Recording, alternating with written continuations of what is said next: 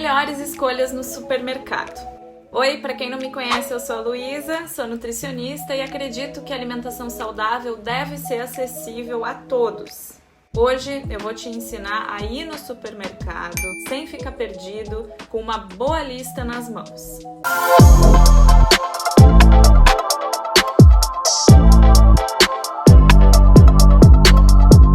O primeiro passo é identificar a sua base alimentar, ou seja, aquilo que você costuma comer e que não pode faltar no seu prato no dia a dia. Para algumas pessoas isso é mais óbvio, mas para outros é necessário uma reflexão mais profunda e concentrada sobre qual é essa base alimentar. Para essas pessoas, o auxílio do nutricionista acaba sendo bem importante, porque aí tu passa a colocar a tua alimentação como prioridade e saber identificar esses alimentos.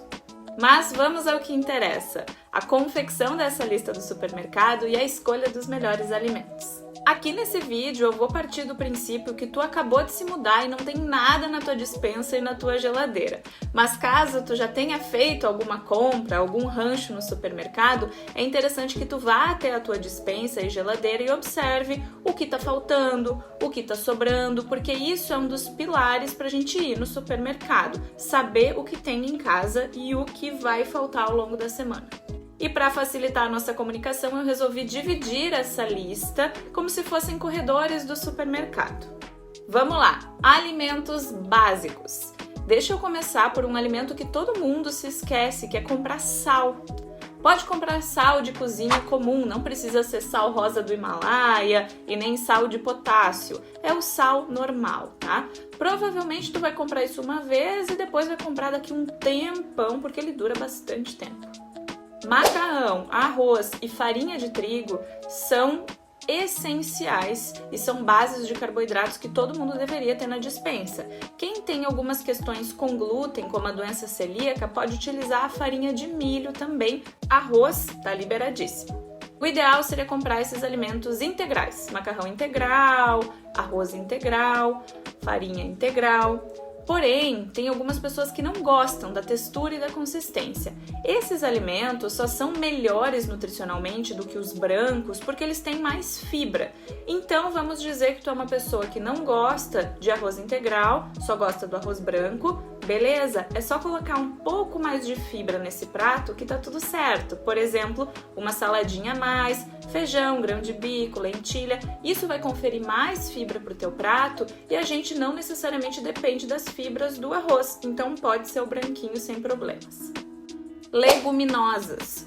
Compre pelo menos um tipo. Feijão, lentilha, grão de bico são as principais escolhas para quem quer ter uma vida saudável. São fontes proteicas que rendem muito, ou seja, são muito econômicas, tu pode fazer de uma vez só e congelar para o resto da semana ou até em 15 dias. Biscoitos e snacks.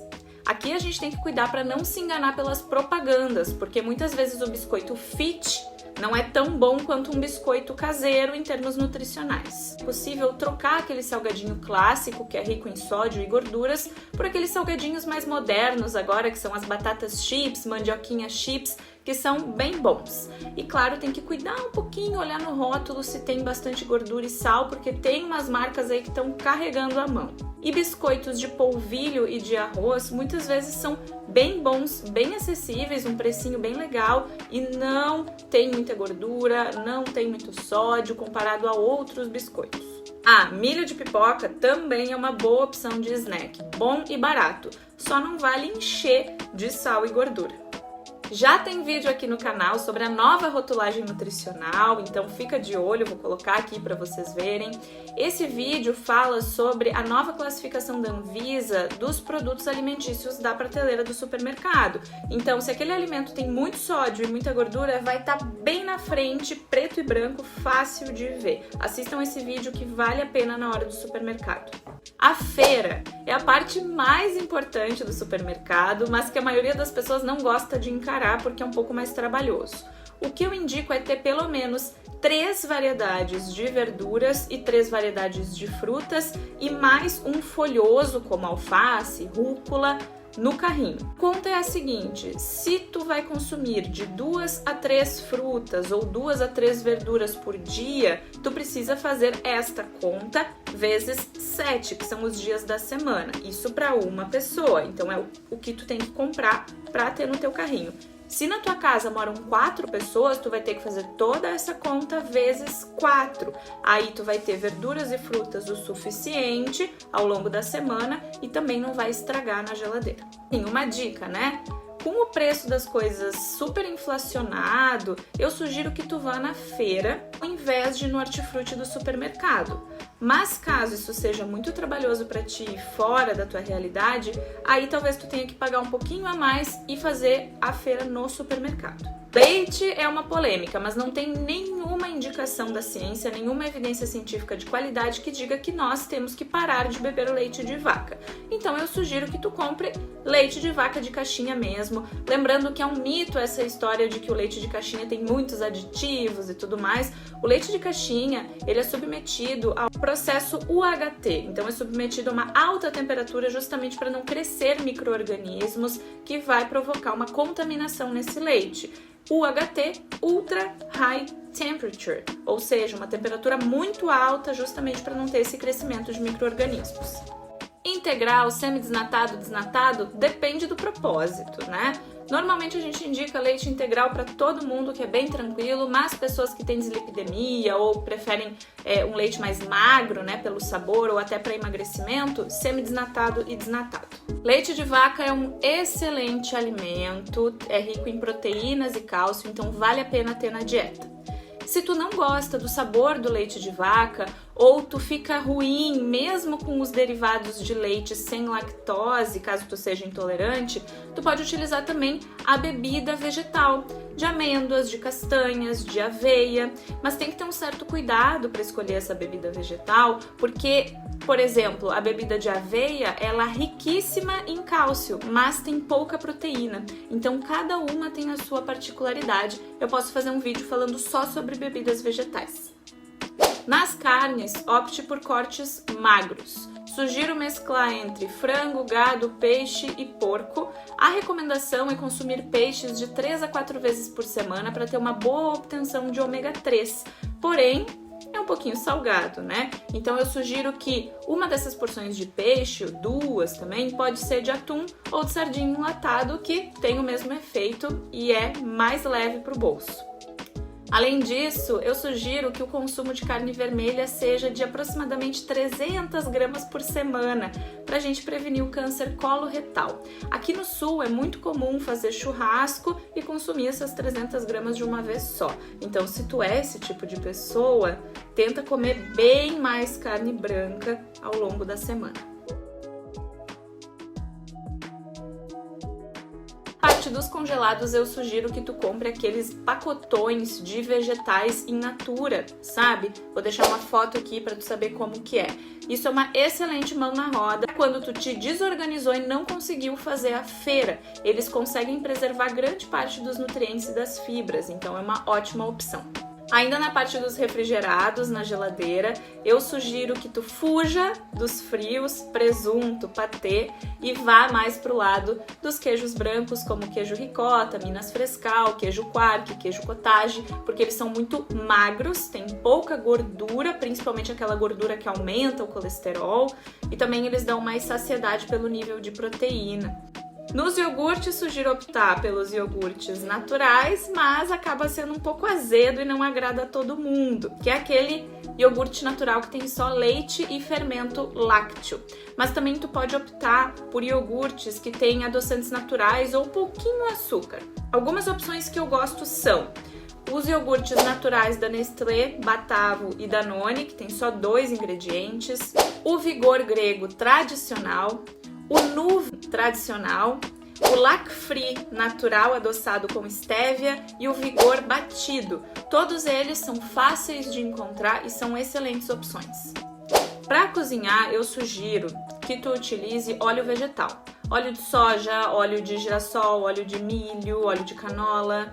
Eles são óleos de base vegetal que não vão aumentar o colesterol e o risco cardiovascular. E é claro que, assim como tudo, tu não pode ficar colocando um monte de óleo na comida, mesmo que seja vegetal, porque o desfecho para a saúde não é bom. A recomendação é que para uma família de 4 pessoas se utilize uma garrafa de óleo por mês. Se tu tá ultrapassando disso, é porque o consumo da família de óleo tá muito alto. O ideal do ideal, o melhor dos mundos, é cozinhar tudo com azeite de oliva, porque sim, ele pode ser aquecido. Hoje em dia a gente já sabe que não perde as propriedades e nem oxida.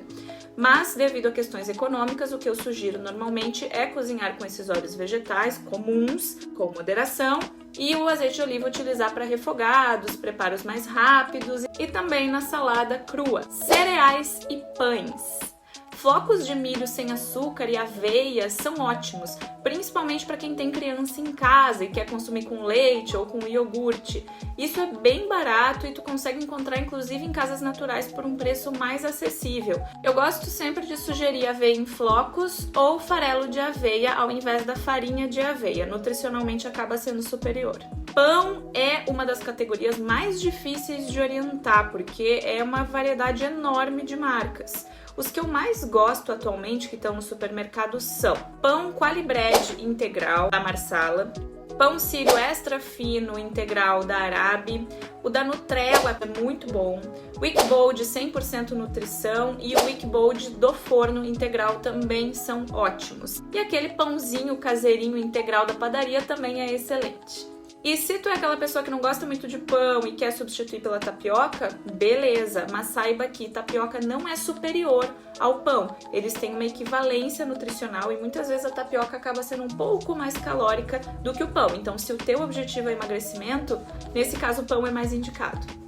Doces e sobremesa. Isso é uma polêmica, né? Mas pode sim ter um docinho no meio de uma alimentação saudável. Sugiro doces de porções mais únicas, principalmente para quem tem um comer mais inconsciente, mais impulsivo em relação ao chocolate.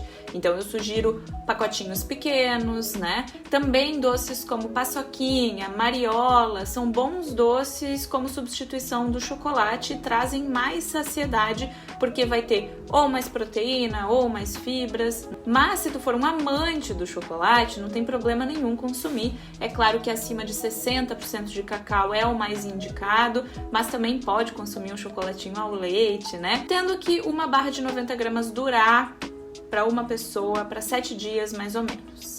E é isso, pessoal. Acho que eu explorei as principais categorias, né? Mas qualquer dúvida que tu tenha em relação às compras do supermercado, comenta aqui no vídeo que eu vou te responder ou vou fazer outro vídeo sobre o assunto. Espero que vocês tenham gostado. Até a próxima!